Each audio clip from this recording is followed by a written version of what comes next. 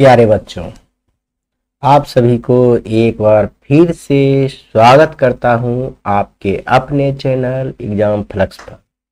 और आज हम लोग देखेंगे जीव विज्ञान के चैप्टर नंबर 6। जीव विज्ञान के चैप्टर नंबर 6 को आज हम लोग देखने वाले हैं और बहुत ही सुंदर से देखेंगे। और आपके इसका बहुत ही बेसब्री से इंतजार था कि जीव विज्ञान के जीव जनन चैप्टर कैसे होता है सर, यह बताइएगा। बहुत सी बच्चे को कमेंट भी देखे थे, तो इसलिए आज से आपका यह इंतजार समाप्त हो गया और आपका परीक्षा में पूछे जाने वाले सबसे भी आई चैप्टर है। इस चैप्टर से बहुत सारा क्वेश्चन बनता है, इसलिए आप ध्यान से देखेंगे, नोट बनाएंगे। उम्मीद करता हूं कि आप 1 से 5 तक सारा चैप्टर का नोट बना लिए होंगे और सारा चैप्टर का एकदम क्या कहते हैं कि 1 बाय 1 वीडियो आपको प्लेलिस्ट में मिल जाएगा 2000।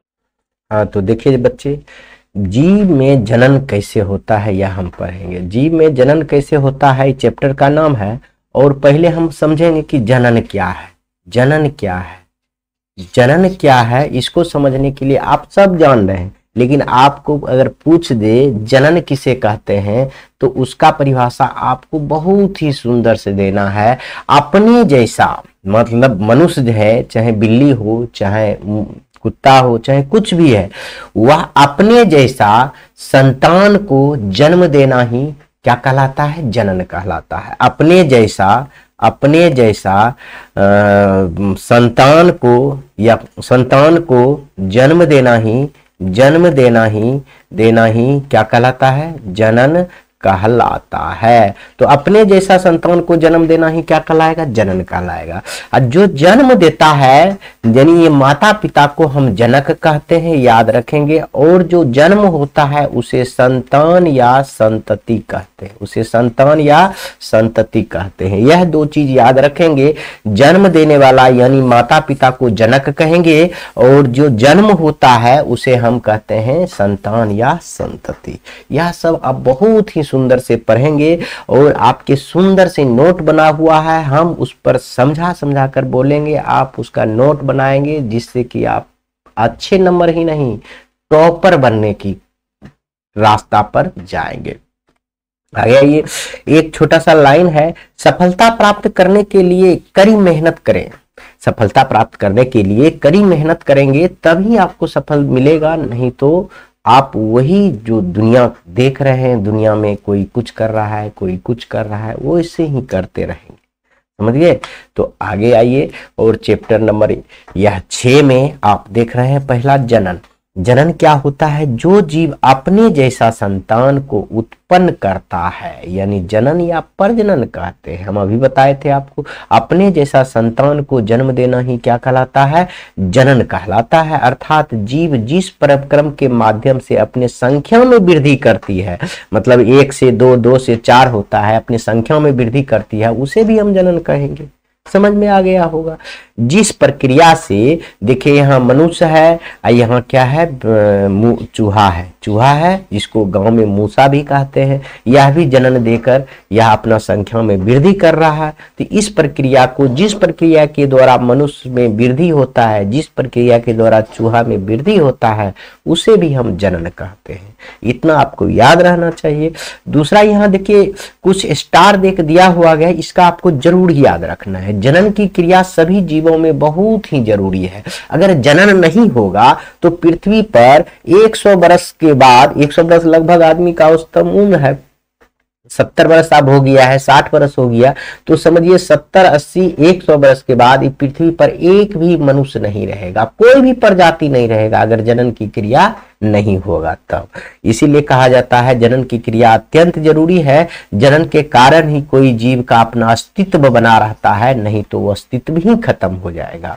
जनन की क्रिया में भाग लेने वाले को जनक कहा जाता है, यह हम आपको बता चुका हूं। और जनक की क्रिया, जनन की क्रिया के फलस्वरूप जिसका निर्माण होता है उसे जन्म, जिसके निर्माण या जन्म होता है उसे क्या कहते हैं, संतान या संतति कहते हैं। यह सब आपको पिछले स्लाइड में हमने बता चुका हूं और फिर से बताया हूं, इसलिए कि आपको याद हो जाए। आगे आए, जनन 2 जनन की क्रिया जो है तो 2 चरणों में संपन्न होती है, एक अलैंगिक जनन, एक लैंगिक जनन। भी आई है, कहेगा जनन की क्रिया कितने चरणों में संपन्न होती है, कितना प्रकार होती है जनन की, 2 प्रकार होती है, एक अलैंगिक एक लैंगिक। समझ गए, यह इंपॉर्टेंट है, ये बोर्ड मॉडल क्वेश्चन है, बोर्ड मॉडल क्वेश्चन है, इसको ध्यान रखेंगे, पूछा जाएगा अलैंगिक जनन क्या है और लैंगिक जनन क्या है। बहुत आसान है, यह आप समझिए। देखिए अलैंगिक जनन क्या है, जनन की वैसी प्रक्रिया जिसमें एकल जीव भाग लेकर नए जीव का निर्माण करता है, अलैंगिक जनन कहलाता है। मतलब वैसे जनन की वैसा प्रक्रिया जिसमें सिर्फ एक जीव ही भाग लेंगे और वह एक ही जीव से दूसरा जीव बन जाएगा, उसे अलैंगिक प्रक्रिया कहेंगे। और जिसमें 2 जीव, देखिए जनन की वैसी प्रक्रिया जिसमें 2 विपरीत जीव जैसे पुरुष और महिला अगर 2 भाग लेते हैं, तब अगर जनन की क्रिया हो, तब संतान हो, तब उसके कहेंगे लैंगिक जनन। लैंगिक जनन क्या कहेंगे, जनन की वैसी प्रक्रिया जिसमें 2 विपरीत जीव आपस में भाग लेकर नए जीव का निर्माण, नए पुत्र का निर्माण करता है, उसे लैंगिक जनन कहलाता है, जैसे मानव और स्तनधारी। अब देखिए इसमें अगर उदाहरण आपको देखेंगे, शैवाल जान लीजिए, कवक जान लीजिए, क्या जाने अमीबा जान लीजिए। अमीबा के बारे में हम आपको पहले भी बताया है, मान लीजिए यह अमीबा है, उसका कोई शेप नहीं होता है, तो इसको अगर 2 इसमें अलैंगिक जनन होता है, अलैंगिक जनन, इसमें मात्र एक ही जीव 2 भाग में बन जाता है। ये कुछ दिन के बाद क्या होगा, ये ऐसे होगा, इसमें जो केंद्रक होता है ये 2 भाग में बट जाएगा। धीरे धीरे क्या होगा, यह देखिए ऐसे हो जाएगा, यह यहाँ जो कटने के बाद यहाँ केंद्रक धीरे धीरे ये तीसरा चौथा स्टेप में आकर यह दोनों अलग अलग हो जाएगा। क्या हो जाएगा, अलग अलग हो जाएगा। मतलब एक जीव से 2 जीव बिना ही किसी को सहायता से बन जाए तो उसे हम लैंगिक अलैंगिक जनन कहेंगे। और लैंगिक जनन में 2 विपरीत जीव भाग लेता है तो उसे हम लैंगिक जनन कहते हैं। और अलैंगिक में सिर्फ एक जीव भाग लेकर नए जीव का निर्माण कर देता है।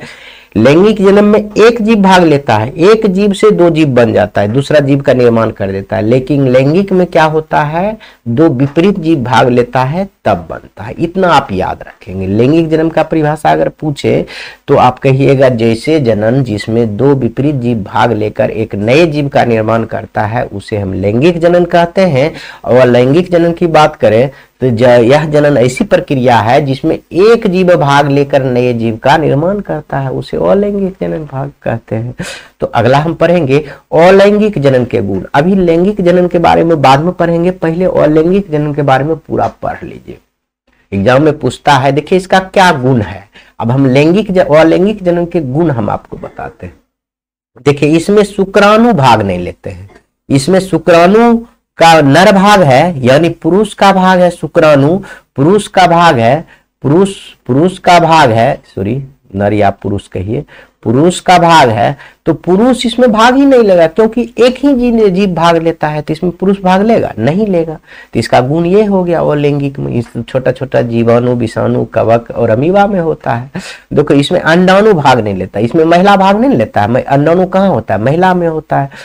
नर यानी मादा इसमें भी भाग नहीं लेता है, जिसको हम महिला कहते हैं। इसमें महिला भाग ले ही नहीं रहा है, तो इसमें अंडाणु भाग लेगा नहीं लेगा। तो इसमें जब निषेचन की क्रिया भी नहीं होगा, तो हम आपको बताते हैं नर और मादा। नर और मादा जब दोनों भाग लेता है तो नर का शुक्राणु और मादा का अंडाणु जब मिलता है तो यहाँ निषेचन की क्रिया होती है। जब यहाँ शुक्राणु और अंडाणु भाग ही नहीं लेगा तो निषेचन की क्रिया होगा नहीं होगा। समझ गए ना। तो नर और मादा जब भाग लेगा तभी निषेचन की क्रिया होगा। जब यहाँ दोनों भाग ही नहीं रहा है तो निषेचन की क्रिया भी नहीं होगा। देखिए इसमें कहा है अलैंगिक जनन में उत्पन्न संतान आनुवंशिक रूप से जनक के समान होता है, यानी माता पिता के समान। अमीबा का अमीबे ही बनाएगा, वह तो अमीबा के इंसान तो नहीं बना देगा। इसमें आप लैंगिक जनन रहे अलैंगिक जनन रहे, दोनों में वो अपना माता पिता यानी जनक के समान ही उसका जन्म होगा। यह दोनों का गुण एक ही देंगे। अब अलैंगिक जन्म में जैसे पढ़ रहे हैं वैसे ही लैंगिक जन्म में पढ़ेंगे। इसमें युग्मक का निर्माण नहीं होता है। तो देखिए इसमें कि नर का शुक्राणु मादा का अंडाणु मिलने से जो निषेचन की क्रिया होती थी, वह निषेचन जब नहीं होगा तो युग्मक का निर्माण नहीं होगा। इसमें युग्मक का निर्माण होगा। यहाँ नर युग्मक की एक बात समझिए, एक होता है नर युग्मक युग्मक, एक होता है मादा युग्मक युग्मक। अगर नर युग्मक और मादा युग्मक दोनों मिलता है तब इसे निषेचन कहते हैं। इसे निषेचन होता है, निषेचन होकर इसी को हम जायगोट कहते हैं, जायगोट भी कहेंगे आगे चलकर। तत्काल यह समझिए यह दोनों भाग ही नहीं लेता है तो निषेचन भी नहीं होगा, तो यह दो चीज होवे नहीं करता है, लैंगिक प्रक्रिया में तो होगा नहीं होगा, सीधे कहिएगा नहीं होगा। इसमें केवल एक जनक भाग लेता है, इसमें एक जनक भाग होता है, जबकि लैंगिक जनन में दो जनक भाग लेंगे। समझ गए?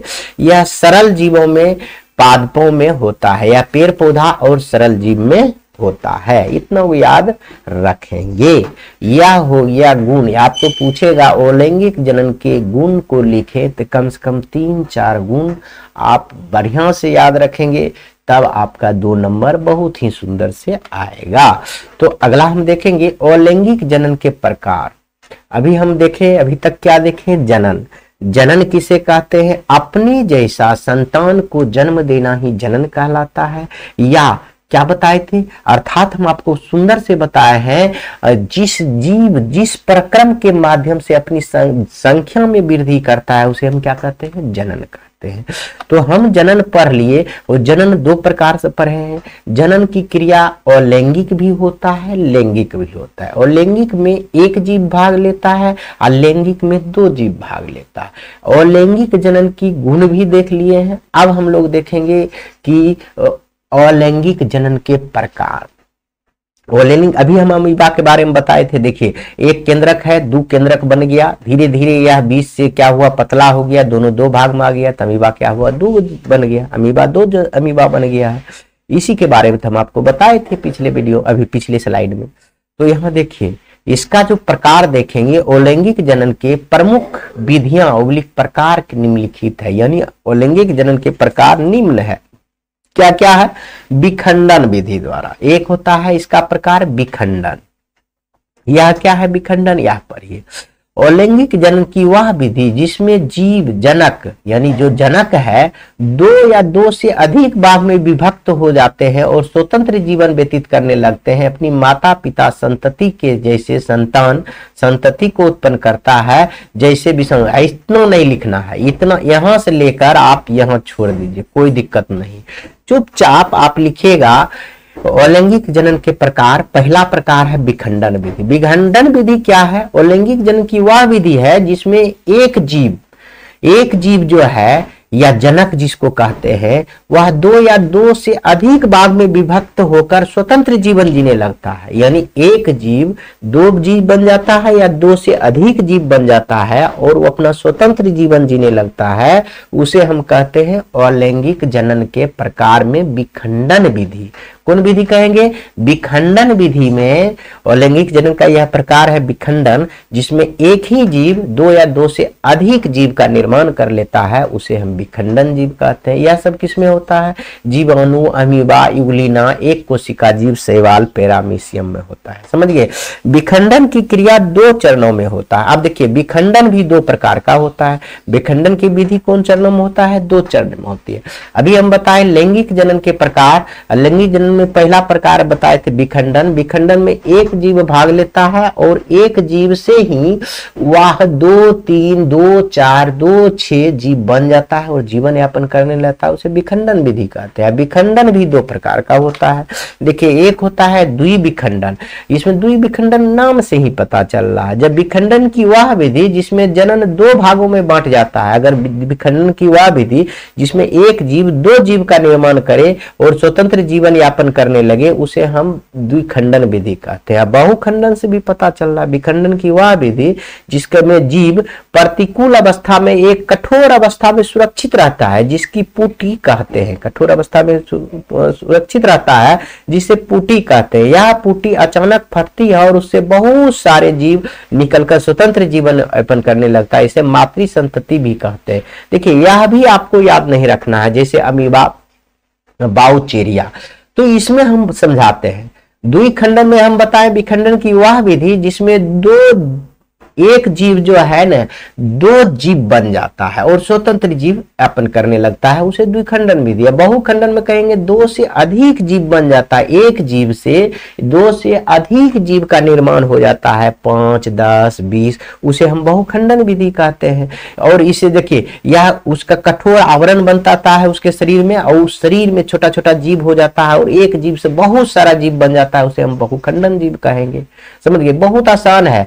आपको इतना याद रखना है कि लैंगिक जनन का एक प्रकार होता है विखंडन। विखंडन में क्या होता है, लैंगिक जनन ऐसी प्रक्रिया है जिसमें एक जीव दो या दो से अधिक भागों में विभक्त होकर अपना जीवन व्यतीत करता है, उसे हम क्या कहते हैं, विखंडन विधि। विखंडन दो चरणों में होता है, एक होता है द्विविखंडन, एक बहुविखंडन। द्विविखंडन विखंडन की वह विधि है जिसमें दो भागों में एक जीव विभक्त हो जाता है, स्वतंत्र जीने लगता है। बहुविखंडन में वह विधि है, विखंडन की वह विधि जिसमें कि एक जीव बहुत सा जीव का निर्माण करके स्वतंत्र जीवन व्यतीत करने लगता है, उसे हम कहते हैं बहुविखंडन विधि। और बाकी आप लिखा हुआ नहीं भी लिखेगा तो चलेगा। आगे आइए, अब इसका दूसरा प्रकार है मुकुलन विधि। क्या है मुकुलन विधि? बहुत आसान है। देखिए लैंगिक जनन की वह विधि जिसमें जीव के शरीर में उभार आता है। देखिए यह जीव है, इसके शरीर में देखिए छोटा सा उभार आया है पहले, उसके बाद देखिए यहाँ देखिए दूसरा कंडीशन में आ गया, थोड़ा सा ज्यादा उभार आ गया, तीसरा कंडीशन में देखिए जैसा है इसका पूछ वैसा ही बन गया है ना, अभी अलग हो जाएगा। तो यही हुआ मुकुलन विधि, जैसे हाइड्रा और ईस्ट में होता है। ये सब कहाँ होता है? हाइड्रा और ईस्ट में। मुकुलन विधि किसमें होता है? हाइड्रा और ईस्ट में होता है। इसमें एक जीव रहता है और लैंगिक जनन है तो एक ही जीव भाग लेगा। इसमें आप उसके शरीर में उभार आ जाता है और मतलब ऊंचा हो जाता है, वही उभार से एक नया जीव बन जाता है जिसे हम मुकुलन विधि कहेंगे। अब हम पढ़ेंगे अपखंडन विधि। जब कोई जनक या शरीर दो हिस्से में टूट जाए और दोनों हिस्से अपना जीवन व्यतीत करने लगे तो उसे हम क्या कहते हैं? अपखंडन विधि। तो उसे हम क्या कहेंगे? अपखंडन विधि कहते हैं। इसका दूसरा नाम है पुनर्जनन या पुनरुद्ध भवन। पुनर्जनन या पुनरुद्ध भवन भी कहते हैं। यह अलैंगिक जनन की वह विधि जिसमें जीव शरीर के कटे भाग से स्वतंत्र जीव व्यतीत करने लगते हैं, उसे पुनर्जनन कहते हैं। जैसे प्लेनीरिया, अमीबा, हाइड्रा, फहिता, कृमि, छिपकली। जैसे हम कह देंगे कि मान लीजिए केचुआ को आप देखे होंगे, सबसे उसका अच्छा उदाहरण इसमें केचुआ ले लीजिए। वो जिसको जोकटी कहते हैं ऐसा रहता है, इसको दो भागों में बांटिएगा तो यह अलग अपना स्वतंत्र जीवन व्यतीत करने लगेगा, यह अपना अलग जीवन, मरेगा नहीं, यह अलग जीवन व्यतीत करने लगेगा। इसी को एक ही शरीर था, इसको दो भाग में टूट जाना यानी टूट जाए ना। यहाँ देखिए यहाँ टूटता नहीं है, यहाँ क्या था? बट जाता था। यहाँ आपको बटना था, यहाँ आपको बटने का प्रक्रिया है अमीबा में, लेकिन यहाँ टूट गया, कोई कारण से टूट जाता है तो ये टूट गया तो वह मरेगा नहीं, दोनों जीव अलग अलग अपना स्वतंत्र जीवन व्यतीत करने लगेगा। उसी को हम अपखंडन कहेंगे और पुनर्जनन कहेंगे। इतना बात आपको समझ में आ गया होगा। अब आइए कायिक जनन। कायिक जनन क्या होता है? देखिए अलैंगिक जनन की वह विधियां जिसमें जड़, तना, पत्ती के माध्यम से नए पौधा का निर्माण विकास किया जाता है, कायिक जनन कहलाता है। पत्ती के माध्यम से पत्थर, चट्टा, बायोफिल्म, तना, जड़, शकरकंद, ये सब। जैसे देखिएगा प्याज भी एक जड़ के माध्यम से, आलू देखिएगा, आलू देख रहे हैं ना, आलू एक आलू से बहुत सा आलू बन सकता है। देखिएगा यहाँ छोटा छोटा निकला हुआ रहता है, इसमें अंकुरन। यह अंकुरन कैसे ऐसे काट कर एक आलू के 4 भाग में काटकर मिट्टी में डाल दीजिएगा, देखिएगा 4 आलू का वृक्ष बन जाएगा। तो कायिक विधि का वही कहते हैं, कायिक जनन किसे कहेंगे? और अलैंगिक जनन किसमें एक ही जीव भाग ले रहा है, एक ही से बहुत हो रहा है। तो देखिए वह विधि जिसमें जड़, तना, पत्ती के माध्यम नया, जड़ से भी, तना से भी, पत्ती से। देखिएगा कभी अड़हुल का फूल देखे, चाहे और सी बहुत सा फूल है, उसका तना भी काट के आप कहीं लगा दीजिएगा तो वह उस जीव बन जाता है, एक नया जीव बन जाता है। उसी को हम क्या कहते हैं? कायिक जनन कहते हैं। बस इतना। और आइए अंतिम है, लैंगिक जनन का अंतिम प्रकार है बीजाणु जनन। बीजाणु जनन क्या होता है? बीजाणु जनन अलैंगिक जनन के एक उन्नत विधि है। यह क्या है? एकदम बहुत ही सुंदर विधि है। यह मुख्य रूप से निम्न श्रेणी के जीवों में जैसे जीवाणु, शैवाल एवं कवक में पाई जाती है। अभी जितना भी हम चीज बता रहे हैं यह छोटे छोटे जीव में पाया जाता है। यह अलैंगिक जन्म हम बताए थे कि यह छोटे छोटे जीव में पाया जाता है और पादप में पाया जाता है। पादप का उदाहरण इकायिक जनन के रूप में है, बाकी तो सब आपका है छोटे छोटे जीव में ही। अब जब यहाँ और बीजाणु जनन क्या होता है? जब कोई जीव बीजाणु बीज से जन्म होता है। एक बीज देखेंगे, एक बीज से वो जन्म होगा। बीजाणु जनन एक थैलानुमा रहता है, उसको फटने से बहुत सा जीव बन जाता है, उसे कहते हैं बीजाणु जनन कहेंगे हम। समझिए, बीज से जनन होने वाले लिखेंगे बीजाणु जनन अलैंगिक जनन की एक उन्नत विधि है। चाहे लिखेंगे बीजाणु जनन अलैंगिक जनन का एक विधि है जिसमें एक जीव जो है अनेक जीव का निर्माण कर देता है बीज के माध्यम से। बीज के माध्यम से एक जीव अनेक जीव का निर्माण कर देता है, उसे बीजाणु जनन कहेंगे। बस इसका गोलाकार सूक्ष्म स्कोर होता है, बीज तो गोल ही होता है। ऐसा ही लिख दीजिएगा तो हो जाएगा। अलैंगिक जनन के हम आपको 5 प्रकार बताए हैं। एक बार और रिवाइज करवा देते हैं। इसको आप बढ़िया से देख के और लिख के अगर समझने की कोशिश करेंगे तो बहुत ही अच्छा से समझ में आ जाएगा। ऐसा नहीं है कि नहीं आएगा। हमने अभी तक में आपको पढ़ाया हूं कि जनन किसे कहते हैं। अपने जैसे संतान को जन्म देना ही जनन कहलाता है। जो जन्म देता है उसको जनक कहते हैं और जो जन्म लेता है उसे संतान या संतति कहते हैं। जनन 2 प्रकार के होता है, एक लैंगिक जनन, एक अलैंगिक जनन। लैंगिक जनन बता दिए, अलैंगिक जनन बता दिए। अब अलैंगिक जनन का गुण भी बता दिए थे और अलैंगिक जनन का प्रकार हम बता रहे हैं। तो अलैंगिक जनन के प्रकार में हम आपको बताए थे कि इसका एक होता है विखंडन। जब एक जीव 1, 2 या 2 से अधिक भाग में विभक्त होकर स्वतंत्र जीवन जो व्यतीत करने लगे उसे विखंडन विधि कहते हैं। इसका 2 चरण होता है, एक द्विविखंडन, एक बहुविखंडन। अब आइए दूसरा मुकुलन विधि। जब किसी जीव के शरीर में भी उभार आकर दूसरा जीव का निर्माण हो और स्वतंत्र जीने लगे उसे हम मुकुलन विधि कहते हैं। अपखंडन विधि और पुनर्जनन विधि हम आपको बताए थे। जब एक जीव टूट कर 2 हो जाए, टूटने के बाद भी दोनों जीव स्वतंत्र जीवन व्यतीत करने लगे उसे अपखंडन विधि या पुनर्जनन विधि कहेंगे। और चौथा कहेंगे कायिक विधि। जब एक जीव को जड़, तना या पत्ती के माध्यम से अनेक जीव बन जाए, जैसे आलू, एक आलू को काटकर अलग अलग करेंगे तो बहुत सा बन जाएगा, उसे हम अब कायिक जनन कहेंगे। कोई फूल का डंटी लेकर लगा देते हैं, लगा दिए तो उसको हम कायिक जनन कहेंगे। बीजाणु जनन, अगर बीज के माध्यम से कोई जनन हो तो उसे हम क्या कहेंगे? बीजाणु जनन कहेंगे। इतना आप याद रखेंगे तो काफी है। और आगे आएंगे हम अब लैंगिक जनन में पढ़ेंगे। अब हम क्या पढ़ेंगे? लैंगिक जनन के बारे में पढ़िएगा। बहुत आसान है, कुछ नहीं है। देखिए लैंगिक जनन होता क्या है यह हम पढ़ेंगे। इसमें शुक्राणु भाग लेता है। हम बताए थे लैंगिक जनन में कि 2 जीव आपस में भाग लेते हैं, 2 जीव विपरीत जीव भाग लेते हैं। एक नर भाग लेते हैं, एक मादा भाग लेते हैं। यानी नर युग्मक भाग लेते हैं और एक मादा युग्मक भाग लेते हैं। दोनों के मिलने से जो क्रिया होती है उसी को हम निषेचन कहते हैं। नर में होता है शुक्राणु होता है, मादा में अंडाणु होता है। समझ गए? तो यह तो शुक्राणु और अंडाणु भाग लेगा तभी निषेचन की क्रिया होगा। तो यह भी बताएं, फिर से समझिए। तो इसमें पहले अलैंगिक जनन के गुण सुन लीजिए। तो इसमें शुक्राणु भाग लेते हैं, सही है, लेकिन अलैंगिक जनन में शुक्राणु भाग नहीं लेते थे। इसका भी 4 गुण कम से कम याद रखिएगा। इसमें अंडाणु भाग लेते हैं, सही बात है। नर भाग लेता है, मादा भाग लेता है, तो इसमें अंडाणु भाग लेगा ही। इसमें निषेचन की क्रिया होगा। यह सब उसमें नहीं लिखेंगे, अलैंगिक जनन में नहीं लिखते थे, इसमें हाँ लिख रहे हैं। इसमें अलैंगिक जनन में भी था और लैंगिक जनन में। इसमें उत्पन्न संतान आनुवंशिक रूप से जनक के समान होता है, अपने पिता के समान ही होता है। ऐसा नहीं है मनुष्य जो है, मनुष्य का बच्चा कभी घोड़ा बनता है, नहीं बनता है, वह भी मनुष्य ही होता है। घोड़ा का बच्चा घोड़ा ही होता है, बकरी का बच्चा बकरी ही होता है।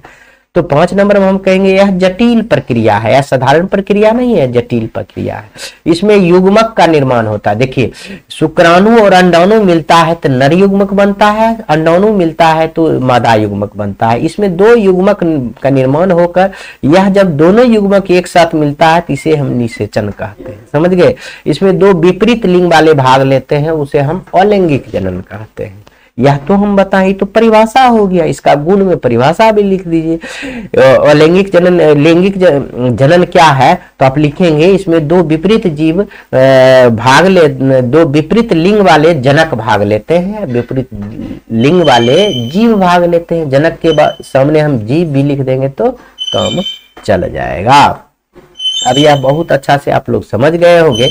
अब हम लोग पढ़ेंगे लैंगिक जनन। पहले भी हम परिभाषा बताए हैं, एक बार और बता देते हैं। जनन की वैसी प्रक्रिया जिसमें 2 विपरीत जीव आपस में भाग लेकर नए जीव का निर्माण करता है तो लैंगिक जनन का, जैसे मानव और स्तनधारी, पहले बताए हैं हम आपको।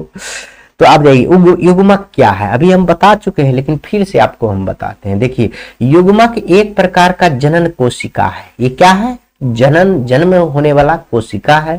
इसका निर्माण युग्मक जनन की क्रिया में कोशिका विभाजन के फलस्वरूप होता है। पुरुषों के जनन कोशिका को शुक्राणु कहते हैं, पुरुषों के जनन कोशिका को शुक्राणु कहते हैं, स्त्रियों को जनन कोशिका को अंडाणु कहते हैं। युग्मक 2 प्रकार के होता है, नर युग्मक जिसको हम शुक्राणु कहेंगे, मादा युग्मक जिसको अंडाणु कहेंगे। हम यहाँ बताए थे शुक्राणु को नर युग्मक कहते हैं, अंडाणु को मादा युग्मक कहते हैं। यही दोनों मिलता है तो निषेचन होता है, और यही निषेचन की क्रिया होने के फलस्वरूप जायगोट का निर्माण होता है। समझ गए? यहाँ आप समझ गए तो बहुत अच्छा से आपको आगे समझ में आएगा। तो हम बताए थे युग्मक 2 प्रकार के होता है। क्या है कि लैंगिक जनन में 2 विपरीत जीव भाग लेते हैं। नर युग्मक को शुक्राणु कहते हैं और मादा युग्मक को अंडाणु कहते हैं, जो कि महिला में पाया जाता है या पुरुष में पाया जाता है। इतना बात याद रखते हैं तो बहुत अच्छा से कम समय में आपका बढ़िया से बढ़िया सिलेबस पूरी सिलेबस समाप्त हो जाएगा। नोट में हम यहाँ लिखे हैं कि पेड़ पौधा में नर युग्मक परागकण कहा जाता है। पेड़ पौधा में जो नर युग्मक होता है उसको परागकण कहेंगे। यहाँ आपको याद नहीं होगा तो कोई दिक्कत नहीं, आगे हम पेड़ पौधे में जनन पढ़ाएंगे तो पादप में जनन पढ़ाएंगे तो उसको परागकण क्या है बहुत ही सुंदर से आपको समझ में आएगा। तत्काल ये आप समझिए कि नर युग्मक को शुक्राणु कहते हैं, मादा युग्मक को अंडाणु कहते हैं। यह बात समझिए। अब आइए शुक्राणु और अंडाणु में अंतर समझिए। यह कहाँ पाया जाता है? पुरुष में पाया जाता है और यह महिला में पाया जाता है। ये दोनों में अंतर समझिए। देखिए, शुक्राणु का निर्माण वृषण में होता है। अब वृषण क्या है हम आगे बताएंगे, पुरुष में पाया जाता है। अंडाणु का निर्माण अंडाशय में पाया जाता है। कितना आसान है। इससे बनने वाले अपेक्षाकृत कम समय लगता है। शुक्राणु को बनने में, पुरुष में जो शुक्राणु बनता है ये बहुत कम समय में बन जाता है। इससे बनने में, मान ले कि अंडाणु को बनना में अपेक्षाकृत बहुत समय लगता है, यानी कम से कम 28 दिन लगता है। कितना दिन लगता है? 28 दिन लगता है अंडाणु को बनने में, 28 दिन। इसी को आप पीरियड कहते हैं, मानसिक धर्म कहते हैं, रज्जु धर्म कहते होंगे आप लोग, समझ गए। तो इसको बनने में, अंडाणु को बनने में कितना दिन लगता है? लगभग 1 महीना लगता है। तो इसका आकार बहुत छोटा होता है। शुक्राणु का आकार जो पुरुष में पाया जाता है बहुत छोटा होता है, अंडाणु का आकार बड़ा होता है। याद रखेंगे, यह चलनशील होता है। यह शुक्राणु चलते फिरते रहता है, जबकि यह स्थिर होता है। अंडाणु क्या होता है? स्थिर होता है, वह एक जगह से दूसरे जगह नहीं जाता है। उम्मीद करता हूं कि यहाँ तक आप लोग बहुत ही सुंदर से समझ गए होंगे। और आगे हम पढ़ेंगे संलयन। यहाँ छोटा सा फोटो भी दिया गया है और इस संलयन हम आपको पढ़ाते हैं। देखिए, नर युग्मक और मादा युग्मक के मिलने से क्रिया जो बनता है उसी को संलयन या निषेचन कहेंगे। उसी को क्या कहेंगे? निषेचन या संलयन कहेंगे। तो हम आपको कई बार बता दिए हैं, नर युग्मक और मादा युग्मक के मिलने से जो क्रिया होती है उसे संलयन या निषेचन कहते हैं। याद रखेंगे। युग्मनज या जायगोट किसे कहते हैं यह भी बताए हैं, आप समझिए। जब नर युग्मक और मादा युग्मक संलयित होने के फलस्वरूप जिस संरचना का निर्माण करते हैं उसे युग्मनज या जायगोट कहते हैं। हम आपको बताए थे पुरुष यानी नर ही लिख देते हैं, नर युग्मक, नर युग्मक यानी पुरुष में होता है, और मादा युग्मक, मादा युग्मक दोनों का निर्माण होता है, तो इसी को संलयन, संलयन या इसी को निषेचन कहते हैं। जब निषेचन क्रिया के फलस्वरूप यह क्या चीज का निर्माण होता है, तो युग्मनज का निर्माण होता है या जायगोट का निर्माण होता है, वही चीज यहाँ लिखा हुआ है, आप अच्छी तरह से समझ भी गए होंगे। आगे हम देखेंगे निषेचन क्या है, बता चुके हैं लेकिन हम आपको बताएंगे यहाँ निषेचन क्या होता है। देखिए निषेचन क्या है, यह कितने चरणों में संपन्न होता है, तो आप वही सब चीज लिखिएगा। क्या होता है, नर एवं मादा युग्मनज का संलयन निषेचन कहलाता है। जो संलयन होता है, अभी हम बताएं, जो दोनों मिलता है उसी को हम निषेचन कहते हैं।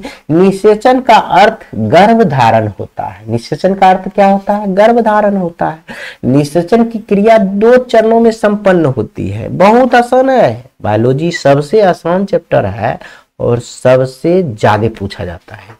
समझिए, एक होता है अंतः निषेचन, एक होता है बाह्य निषेचन। यानी निषेचन की वैसी की प्रक्रिया जिसमें नर एवं मादा युग्मक संलयन मादा शरीर के भीतर होता है। जो शरीर के भीतर होता है उसे अंतः निषेचन कहेंगे, जैसे मानव में शरीर के भीतर निषेचन होता है। लेकिन देखेंगे मुर्गा, मछली, यह सब क्या होता है, मुर्गा क्या अंडा बाहर में देता है, तो बाहर देता है तो उसकी निषेचन की क्रिया बाहर होती है। तो निषेचन की वैसी प्रक्रिया जिसमें नर एवं मादा युग्मन का संलयन करके शरीर के बाहर संपन्न होता है। निषेचन की क्रिया कहाँ होता है, शरीर के बाहर संपन्न होता है, उसे बाह्य से निषेचन कहते हैं। जो शरीर के अंदर संपन्न होता है उसे अंतः निषेचन, और जो शरीर के बाहर संपन्न होता है बाह्य निषेचन कहते हैं। जैसे बेढक, मछली, क्या कहते हैं कि मच्छर, शैवाल, इस सब में क्या होता है, मुर्गा, मुर्गी कहेंगे, मुर्गा नहीं मुर्गी कहेंगे, यह सब में बाह्य निषेचन होता है। तो आगे आइए, जीव ऑब्लिक पादप।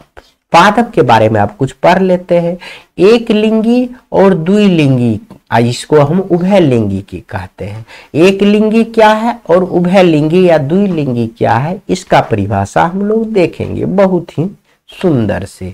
तो देखिए, एक लिंगी क्या होता है, वे जीव जिसमें नर एवं मादा स्पष्ट रूप से अलग अलग हो उसे एक लिंगी कहते हैं। जैसे एक लिंगी जिसमें एक लिंग हो उसे हम एक लिंगी कहते हैं। अर्थात जीव जिसमें एक जनन अंग पाया जाता है, जिसमें एक जनन अंग पाया जाता है उसे एक लिंग कहते हैं। जैसे मनुष्य में एक ही लिंग होता है, नर होता है तो नर भाग रहता है, मादा होता है तो मादा शुक्राणु रहता है।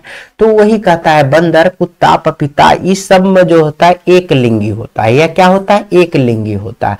अभी हम कुछ बताएंगे पौधा में कि वह 2 लिंगी भी होता है, वह हम बताएंगे वह 2 लिंगी भी होता है। तो एक लिंगी मतलब समझ गए, जो जीव जिसमें नर और मादा स्पष्ट रूप से अलग अलग हो, जिसमें एक लिंग हो उसे हम एक लिंगी कहते हैं। जैसे मनुष्य, जैसे नर युग्मन शुक्राणु जो है का निर्माण हो रहा है उसे नर कहते हैं। मादा युग्मक जिसमें अंडाणु का निर्माण होता है उसे मादा कहते हैं, यानी महिला कहते हैं, और पुरुष कहते हैं। देखिए दोनों अलग अलग होते हैं, दोनों में एक एक लिंग है, इसलिए इसे एक लिंगी कहेंगे। उभय लिंग का मतलब होता है दोनों लिंग नर और मादा एक ही में उपस्थित हो। जिन जीवों में नर एवं मादा दोनों एक साथ उपस्थित हो उसे उभय लिंगी या द्विलिंगी कहेंगे।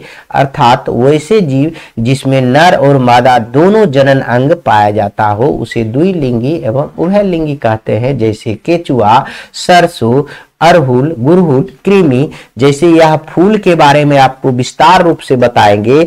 इसमें ही नर भाग भी होता है, मादा भाग भी होता है। जैसे केचुआ है इसमें भी नर भाग भी होता है, मादा भी भाग होता है, इसलिए इसमें उभय लिंगी कहेंगे। एक लिंगी मनुष्य का उदाहरण देंगे, उभय लिंगी फूल का उदाहरण देंगे और केचुआ का उदाहरण देंगे। उम्मीद करता हूं कि आपका अगर यहाँ ध्यान होगा तो बहुत अच्छा से समझ में आ गया होगा। अब हम इसमें बहुत सारा उदाहरण दे दे के समझाते रहेंगे तो आपका समय बर्बाद होगा।